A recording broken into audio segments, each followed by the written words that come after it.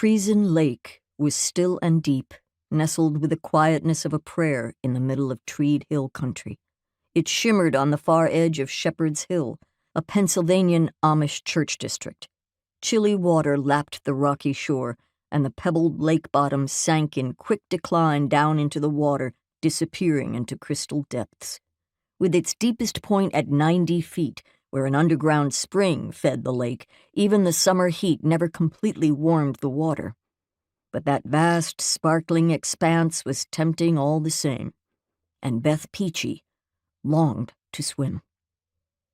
In her many visits to see her grandmother in Shepherd's Hill, Beth had never been permitted to swim in this lake, not when the weather was sweltering hot in the middle of August, not when the Englishers in the cabins farther down the lakeshore were paddling around by the dock, their laughter surfing the breeze.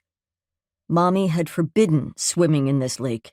Beth's dad had supported the rule, though no one in her family explained the reasons behind it.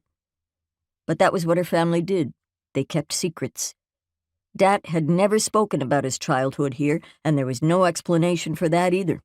Beth had been plying her mother with questions since Dat's death, though her mother knew very little. But why? That question had plagued Beth since her father's passing last year. Why all the silence and secrecy surrounding their family history? Farther along the lakeshore, there was another Amish home nestled in next to the old ice house. Decades ago, that ice house used to provide ice for local Amish ice boxes. They would harvest the ice in the winter and keep it in the insulated ice house all summer. But those days were past, and their community now used propane-powered refrigerators and freezers for their family's needs.